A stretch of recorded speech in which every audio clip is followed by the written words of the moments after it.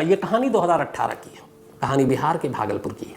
नीरज मोदी नाम का एक नौजवान एक सरकारी स्कूल में टीचर था।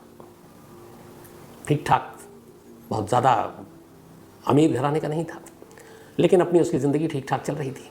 पढ़ा लिखा रहा था, वो नौकरी लग चुकी थी टीचर की। लेकिन इसी दौरान उसी स्कूल की एक बच्ची के साथ यौन शोषण का केस हो जाता है। इसके बाद बच्ची गवाही देती है और इल्ज़ाम टीचर नीरज पर लगता है। अब जिस स्कूल में नीरज मोदी पढ़ा रहा था, उसी स्कूल की एक बच्ची के साथ रेप का इल्ज़ाम एक टीचर पर। अब लड़की का बयान, घर वालों का बयान, लड़की माइनर थी इसलिए पॉक्सो एक्ट के तहत गिरफ्तार किया जाता है, जिसमें कम से कम साल भर तो आप भूल जाइए कि आपको जमानत भी मिलेगी। तो अब केस मजबूत था। नीरज को पुलिस ने पकड़ा, बिहार पुलिस ने, और इसके बाद जेल भेज दिया। इधर पुलिस ने अपनी तफ्तीश पूरी की, चार्जशीट दाखिल कर दी और मुकदमा अब ट्रायल शुरू हो गया। 2018 का ये मामला था। इसी दौरान 2022 में करीब 2 साल बीत गए। 2 साल बीतने के बाद अब ट्रायल अभी चल रहा है, चार्जशीट दाखिल हो चुकी है। तो कुछ ह्यूमन ग्राउंड पर नीरज को बेल मिल जाती है। नीरज जेल से बाहर आ जाता है। अब बाहर आने के बाद वो अपने घर जाता है। टीचर था, पढ़ा लिखा था। अब घर आने के बाद इधर ट्रायल चल रहा है और अब कभी भी मुकदमे का फैसला आ सकता है और ये तय है कि उसको सज़ा होनी है। लेकिन इत्तेफाक से ऊपर वाले को कुछ और मंजूर था। 27 फरवरी 2022 ये वो तारीख थी जब नीरज की मौत हो जाती है। अब नीरज की मौत हो जाएगी। नीरज एक मुलजिम है, अभी तक मुकदमा चल रहा है, रेप का केस है उसके ऊपर। अब इसके बाद नीरज के पिता जो है उसका अंतिम संस्कार कर देते हैं। अंतिम संस्कार हो गया, बेटे की मौत के सदमे से थोड़े ऊपर उबर गए वो।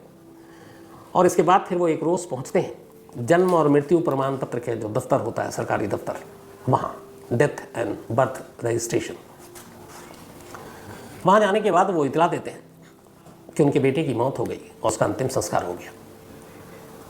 अब उसकी डेथ सर्टिफिकेट चाहिए। डेथ सर्टिफिकेट मिल जाती है, लेकिन ये भी है कि आजकल बहुत सारे फर्जीवाड़े होते हैं, तो पिता से पूछा जाता है। तो पिता उनके उस चिता की तस्वीर, ये जो आप इस कहानी में भी देखेंगे, चिता पर लेटा हुआ जब आखिरी अंतिम संस्कार हो रहा है, नीरज की वो तस्वीर, साथ में जिस शमशान से लकड़ी खरीदी, उस लकड़ी का बिल, ये सारी चीज़ें उस ऑफिस में जमा कर दी। रजिस्ट्रेशन ऑफिस ने देखा, मुतमईन हो गए, संतुष्ट हो गए, उन्होंने डेथ सर्टिफिकेट जारी कर दिया। अब इसके बाद इस डेथ सर्टिफिकेट को लेकर, चूँकि बेल पे आया था और बेल की एक शर्त थी कि आपको लोकल पुलिस स्टेशन में रिपोर्ट करना है, तो नीरज के जो पिता हैं वो लोकल पुलिस स्टेशन में जाते हैं और बताते हैं कि नीरज जो भी ज़मानत पर आया, जिसके ऊपर रेप का इल्ज़ाम है, उसकी मौत हो गई और हमने उसका अंतिम संस्कार कर दिया। ये उसकी डेथ सर्टिफिकेट, ये उसकी तस्वीर है, ये चिता की तस्वीर है जब हम लोग उसका अंतिम संस्कार कर रहे थे, ये उन लकड़ियों की तस्वीर है जो शमशान में खरीदी गई, मतलब, और ये उसका बिल है। अब पुलिस ने भी सारी चीज़ें देखी। इसके बाद पुलिस ने अपनी एक रिपोर्ट बनाई, रिपोर्ट बनाकर अदालत में भेजा। अदालत में कहा कि जिस आरोपी के खिलाफ ये मुकदमा चल रहा था, 2018 का रेप केस, नीरज मोदी जो एक टीचर एक नाबालिग बच्ची के साथ बेल पे बाहर आने के दौरान उसकी मौत हो गई। अब जिस शख्स पे मुकदमा चल रहा है, जब वही नहीं रहा तो फिर आगे मुकदमा क्या होगा। तो जब पुलिस की तरफ से ये फाइनल रिपोर्ट गई, कोर्ट के मुंशी ने ये आगे पहुंचाई, फिर रजिस्ट्रार साहब ने वहाँ के उस रिपोर्ट को देखते हुए इस केस और मुकदमे को हमेशा के लिए बंद कर दिया, क्योंकि अब अक्यूज़ तो जिंदा था ही नहीं, तो फिर किसको सज़ा देंगे और किसको कटघरे में खड़ा करेंगे। तो अब उस बच्ची का जो रेप का केस था और जिसमें आरोपी था, वो मुकदमा ख़त्म, वक्त से पहले फाइल बंद, और बस एक मुकदमे का अंत हो गया। अब वक्त बीतता है। ये बात 27 फरवरी की थी जब डेथ हुई थी। धीरे धीरे वक्त बीतता जाता है। इसी दौरान में जो वो बच्ची थी, उस बच्ची की माँ को भी ये जानकारी मिली कि उनकी बच्ची का जो गुनहगार है उसकी मौत हो गई। पहले तो उन लोगों ने कहा कि चलो ऊपर वाले ने सही इंसाफ किया, लेकिन फिर उन्हें कुछ डाउट हुआ। अब उसी गांव की रहने वाली, थोड़ा सा गांव से अलग, उस बच्ची का परिवार, बच्ची की माँ को लगा कि ऐसे कैसे, हट्टा कट्टा ठीक ठाक था, बेल पे बाहर आया, वापस जेल जाना था और उसकी मौत हो गई, उसके बाद सज़ा का ऐलान होना था। तो माँ एक पुलिस वाले के जैसे सोचने लगी। फिर उसने धीरे धीरे खुद ही अपने कुछ लोगों को भरोसे में लेकर नीरज और उसके आस पड़ोसियों और रिश्तेदारों से जासूसी करानी शुरू की कि उसकी मौत सच में हुई, कैसे हुई, कब हुई, कौन कौन लोग था। तो जब पता करना शुरू किया तो पता चला कि नीरज के बहुत सारे रिश्तेदारों को तो पता ही नहीं है कि नीरज की मौत हो चुकी है, जो उस गांव में नहीं बल्कि दूर दराज के दूसरे गांव में आसपास में फैले हुए थे। पड़ोसियों तक को ये नहीं मालूम था कि नीरज की अचानक मौत कैसे हुई, क्या बीमारी थी। फिर उसने पता किया कि अंतिम संस्कार में भी बहुत लोग नहीं जुटे थे। अब गांव एक परिवार जैसा होता है, आमतौर पर किसी की ऐसी मौत होती है तो वो तमाम लोग इकट्ठे होते हैं, शहर में बेशक ऐसा ना हो।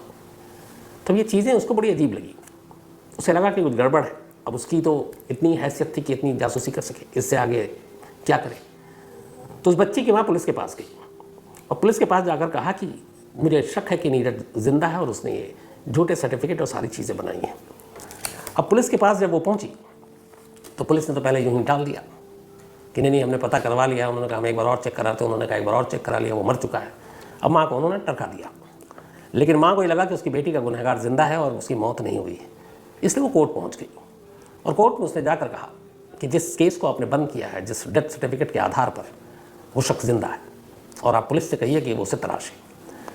अब कोर्ट को लगा, कोर्ट ने एक ऑर्डर पास किया, वहाँ के पुलिस वाले से कहा कि भैया आप इसकी एक रिपोर्ट दीजिए, इस सच्चाई क्या है। अब कोर्ट का ऑर्डर था, पुलिस वालों को मानना ही था। पुलिस ने अपनी एक टीम बनाई, पहले तो अपनी एक टीम को भेजा उस इलाके में पूछा आस पड़ोसियों से, रिश्तेदारों से। तो पहली बार पुलिस को पता चला कि उनमें से भी ज़्यादातर लोगों को पता ही नहीं कि नीरज की मौत 27 फरवरी को हो चुकी है और यह महीना चल रहा है जून जुलाई का, करीब 5-6 महीने हो चुके हैं। तब पुलिस के भी कान खड़े हुए कि ये कैसे हो सकता है। फिर इसके बाद उस बीडीओ के पास पहुंचा गया जिन्होंने जन्म मृत्यु प्रमाण पत्र बनाए थे, और फिर जो रजिस्ट्रार थे। तो इन सबको अदालत ने कहा कि भाई अपनी अपनी रिपोर्ट दीजिए, डेथ सर्टिफिकेट कैसे बना, क्या बना। अब वो सारे कागजात मंगाए गए। तब उसमें चिता की तस्वीर थी जिसपे नीरज की चिता सजी हुई थी, वो लेटा हुआ था। साथ में लकड़ियों के खरीदने की रसीद थी। अब फिर पुलिस की टीम और बाकी सब गए उस जगह पे जहाँ से रसीद था, वो पते पे पहुँचे कि भैया ये लकड़ियाँ खरीदी। उन्होंने कहा हाँ जी खरीदी, उसके पिता ने खरीदी थी, उसके पिता आए थे यहाँ पर और वही ये लकड़ियों को लेकर गए थे। लेकिन चिता और उस अंतिम संस्कार में शामिल होने वाले गवाह नहीं मिल रहे थे। अब पुलिस को लगा कि कुछ गड़बड़ है। इसी के बाद पुलिस ने नीरज के पिता को उठा लिया और पिता को उठाने के बाद पूछा कि बताओ कि तुम्हारे बेटे की मौत हुई, पूरे गांव को, तुम्हारे रिश्तेदारों को, किसी को भी इसके बारे में जानकारी नहीं है, तो फिर कैसे मान लिया जाए। तो आखिरकार पिता को जब पुलिस ने उठाया, थाने लाए, थोड़ी सख्ती की, तो उसके पिता ने ये एक्सेप्ट कर लिया कि उसका बेटा जिंदा है, लेकिन कहाँ है हमें नहीं मालूम। तो उन्होंने पूछा ये क्या था।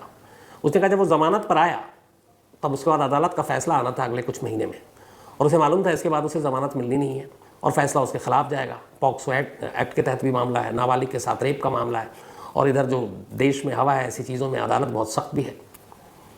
तो कम से कम उम्र कैद या 10 साल के लिए तो वो गया, तो उसे ये था कि इतने साल जेल में रहना नहीं है तो क्या करे।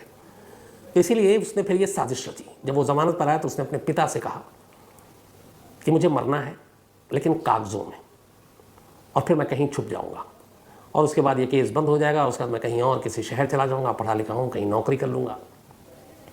बाप भी अपने बेटे की मोहब्बत में तैयार हो गया साजिश में शामिल होने के लिए। इसके बाद बाप बेटे ने मिलकर फिर एक साजिश रची। इन्होंने शमशान से जाकर लकड़ियाँ खरीदी, उसकी रसीद ली। उसके बाद एक असली शमशान छोड़कर किसी एक खुले मैदान में बाकायदा चिता सजाई। चिता पूरी तरह जैसे वैसी होती है। फिर उस चिता पे अपने बेटे को लिटाया और उस बेटे को लिटा के उसको वैसे ही एक मुर्दे की एक्टिंग कराई। तस्वीर ये रियल है जो आप देखेंगे उस वक्त की, क्योंकि ये सबूत के तौर पर दिया गया था पुलिस स्टेशन में और रजिस्ट्रार ऑफिस में। सब कुछ करने के बाद तस्वीर खींची गई। उसके बाद बेटा चिता से उठा और फिर गायब। चिता की लकड़ियाँ भी फिर इधर उधर चली गई और उसके बाद वो कुछ दिन बाद पहुँचते हैं और डेथ सर्टिफिकेट ले लेते हैं, पुलिस स्टेशन में रिपोर्ट दे देते हैं, अदालत में मुकदमा खत्म हो जाता है। अब जब ये सारी कहानी आई, अब पुलिस के सामने ये थी कि नीरज को ढूंढो वो कहाँ है। इधर उधर दबिश डाली। फिर अब चूँकि बाप को उठा चुके थे तो बेटे को लगा कि उसकी वजह से उसका बाप जो है वो जेल में है। तो फिर आखिरकार 17 सितंबर 2022, पिछले महीने की बात है, लगभग फरवरी से जो फरार था, 17 सितंबर 2022 को नीरज ने खुद आकर लोकल पुलिस में सरेंडर कर दिया। सरेंडर करने के बाद कोर्ट में उसे पेश किया गया। कोर्ट में पेश होने के बाद एक नया मुकदमा तो चला, ये 420 जालसाजी का, लेकिन एक मुकदमा जो खुद अदालत ने अपने फैसले में बंद कर दिया था, उसे दोबारा खोलने का हुक्म सुनाया गया। उसके बाद उस पर दोबारा बहस शुरू होगी। अभी शुरू हुई नहीं है, शायद तारीख अगले महीने से है। तो अब दोबारा वो मुकदमा जो बंद हो गया था एक ज़िंदा मुर्दा के चक्कर में अब शुरू होगा और उस मुकदमे पे अब दोबारा फैसला आएगा और फैसला शायद नीरज जानता है कि क्या होगा, इसीलिए उसने जिंदा होते हुए भी मुर्दा बनने की एक्टिंग की। लेकिन जिंदा और मुर्दा बनने की ऐसी बहुत सारी कहानियाँ आई, पर इस तरीके से चिता पर लेट कर खुद को एक मुर्दे के तौर पर दिखाना, तस्वीर खिंचाना और फिर उसको एक दस्तावेज़ के तौर पर सरकारी दफ्तरों में पहुँचाना, शायद ये पहला मामला है। तो आज कहानी नहीं रही, लेकिन